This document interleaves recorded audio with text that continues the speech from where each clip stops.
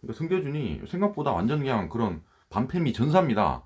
완전 그냥 여혐 생각이 가득 차 있는 것 같아요. 그래서 저도 의문이 드는 겁니다. 아니 배인규가 군대를 안 갔어요. 군대를 안 갔는데 이 남자들을 대변하고 있습니다. 성재준도 지금 제가 군대를 찾아봤잖아요 저번에. 근데 딱히 별 내용이 없습니다. 그래서 이 성재준이 정말로 군대를 갔을까 싶은 겁니다.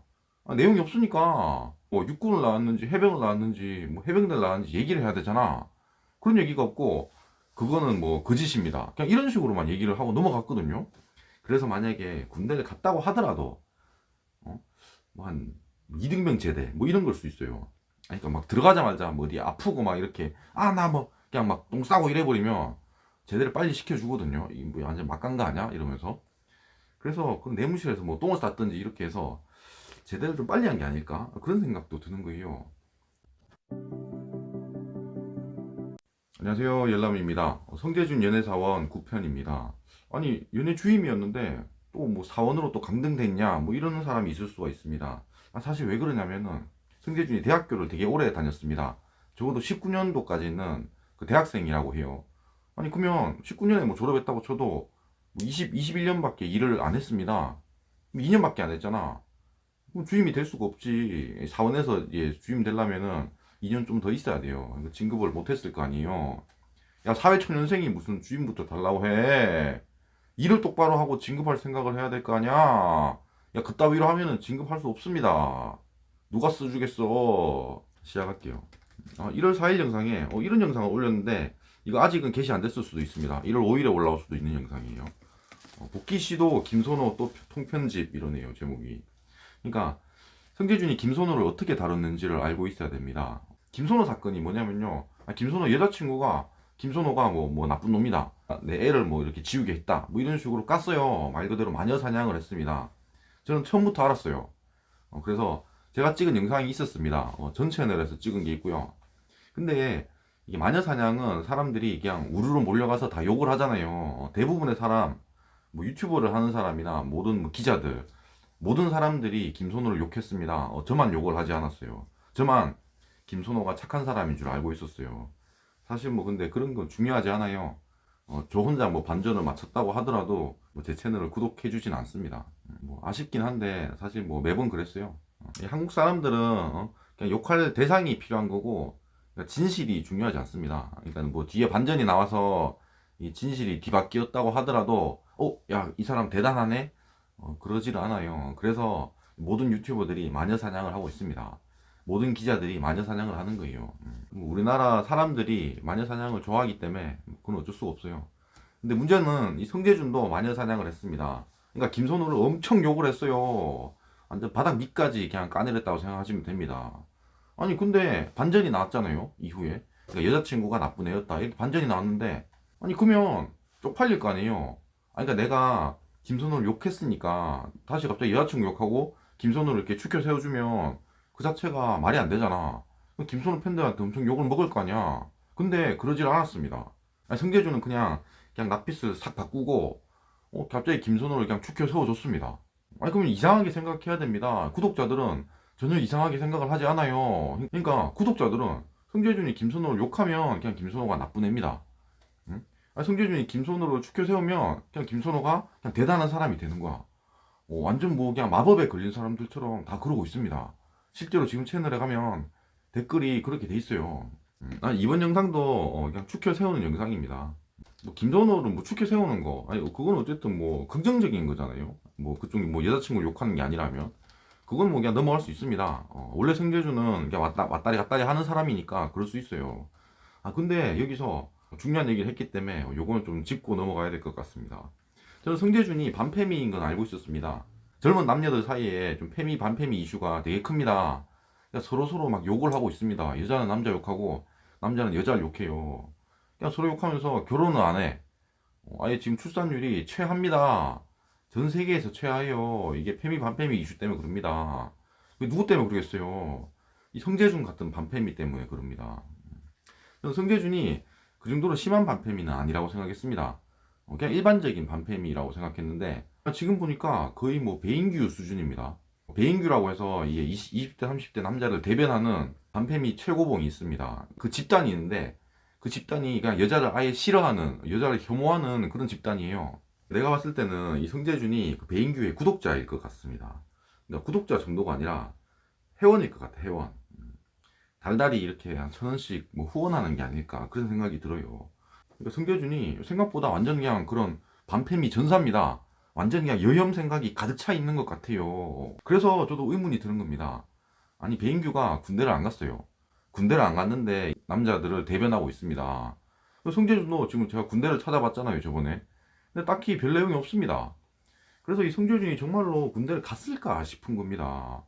내용이 없으니까. 그리고 지가 옛날에 이제 군대 얘기가 나왔을 때, 저 군대 갔습니다. 뭐 이런 식으로는 이제 언급한 게 있는데, 아니, 그러면 뭐 육군을 나왔는지, 해병을 나왔는지, 뭐 해병대를 나왔는지 얘기를 해야 되잖아. 그런 얘기가 없고, 그거는 뭐 거짓입니다. 그냥 이런 식으로만 얘기를 하고 넘어갔거든요. 그래서 만약에 군대를 갔다고 하더라도, 이등병 제대, 뭐 이런 걸 수 있어요. 아니, 그러니까 막 들어가자마자 뭐 어디 아프고 막 이렇게, 나 뭐, 그냥 막 똥 싸고 이래버리면, 제대를 빨리 시켜주거든요. 이게 뭐 완전 막간 거 아니야? 이러면서.